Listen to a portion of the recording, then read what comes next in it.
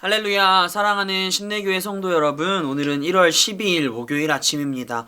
오늘 하루도 아침 묵상을 통하여 하나님과 함께 하시는 하루가 되시길 진심으로 소망합니다. 오늘 우리에게 주신 하나님의 말씀은 민수기 7장 1절의 말씀입니다. 제가 읽어드리도록 하겠습니다. 모세가 장막을 세우기를 끝내고 그것에 기름을 발라 거룩히 구별하고 또 그 모든 기구와 제단과 그 모든 기물에 기름을 발라 거룩히 구별한 날에. 아멘. 거룩하다, 거룩이라고 하는 단어를 생각하게 될 때에 어떠한 생각이 나십니까? 우리는 신앙생활을 하면서 거룩하게 살아야 해, 우리가 거룩해져야 해 라고 하는 말들을 참 많이 쓰곤 합니다. 우리가 쓰는 말들을 통해서 우리는 신앙생활을 잘하고 우리가 어떠한 노력을 했을 때 거룩해질 수 있는 것처럼 이야기하고 있는 것을 우리는 알 수 있습니다. 우리가 정말로 신앙생활을 열심히 하고 착하게 살려고 노력하게 될 때 정말 거룩한 삶, 거룩하게 살아갈 수 있을까요? 인간의 노력을 통해서 거룩을 얻을 수 있을까요? 진정한 거룩이라고 하는 것은 무엇일지 우리가 함께 생각해 보길 소망합니다. 그리고 오늘의 말씀을 통하여 거룩하다, 거룩은 어떠한 것인지 알아가는 시간이 되길 소망합니다. 민수기 7장 1절의 말씀을 보게 되면 장막 세우기를 끝내고 그것에 기름을 발라 거룩히 구별하고 또 모든 기구와 제단과 그 모든 기물에 기름을 발라 거룩히 구별했다고 이야기합니다.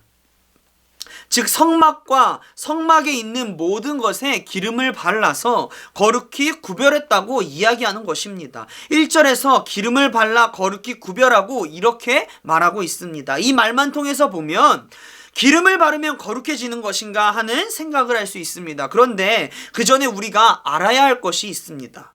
그것은 바로 장막, 성막 세우기를 끝내고입니다.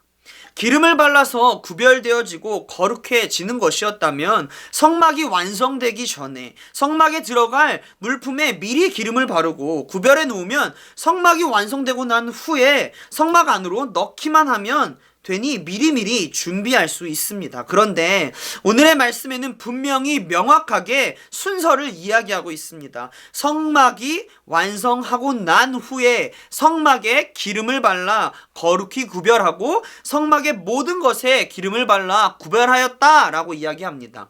이러한 순서를 볼 때 거룩의 시작은 바로 성막의 완성에서 시작되는 것입니다. 거룩하게 구별되기 위한 첫 시작이며 중요한 것은 바로 성막입니다. 성막은 비로소 거룩해질 수 있습니다. 기름을 바르는 그 행위가 있고 없고 그것은 중요하지 않습니다. 성막이 완성이 되었는지, 성막이 존재하는지가 중요합니다. 그럼 왜 성막이 중요한 것일까? 이스라엘에게 있어서 성막은 단순히 건물로서의 의미를 지니고 있는 것이 아닙니다. 이스라엘에게 있어서 성막은 하나님의 임재를 상징합니다. 하나님의 임재가 없으면 이스라엘은 존재할 수 없습니다. 이스라엘의 출애굽의 과정을 생각해 봅시다. 이스라엘이 광야를 지나갈 때 그들에게는 아무것도 없었습니다. 그들의 힘으로 능력으로 광야를 절대로 빠져나아갈 수 없었습니다. 그러나 광야 생활 속에서 이스라엘과 언제나 함께하였던 것은 바로 하나님입니다. 하나님의 임재가 이스라엘에게 있었습니다. 홍해를 가름으로 이스라엘을 탈출시키셨고 구름 기둥을 통하여 불 기둥을 통해서 하나님은 이스라엘을 인도하셨습니다. 만나와 메추리를 통해서 이스라엘의 배고픔을 해결하셨습니다. 하나님의 임재, 하나님과 함께함을 통해서 이스라엘은 출애굽에 성공하였습니다. 하나님의 능력으로 하나님의 함께하심을 통해서 이스라엘은 살아갈 수 있었습니다. 그렇기 때문에 이스라엘에게 그 무엇보다 중요한 것은 하나님의 임재입니다. 그 임재를 상징하는 것이 바로 성막입니다. 성막을 완성시키고 난 후에 성막 안에 들어갈 물건과 제단에 기름을 발라 거룩히 구별하게 되었다는 것은 다시 말하면 하나님의 임재가 이스라엘 가운데 임했기 때문에 거룩해졌다라고 하는 것입니다. 그 모든 기구와 제단에 기름을 발라서 거룩해진 것이 아니라 성막이라고 하는 하나님의 임재 안에 있었기 때문에 거룩하게 구별되어진 것입니다. 거룩하다 라고 할 수 있는 것은 기름을 바르는 우리의 행위, 이러한 것으로 얻을 수 있는 것이 아닙니다. 거룩하다고 하는 것은 성막을 완성하고 그 안에 있을 때, 다시 말하면 하나님의 임재가 함께하게 될 때 모든 것은 거룩하게 구별되는 것입니다. 하나님의 임재가 임하게 될 때 거룩해지는 것입니다.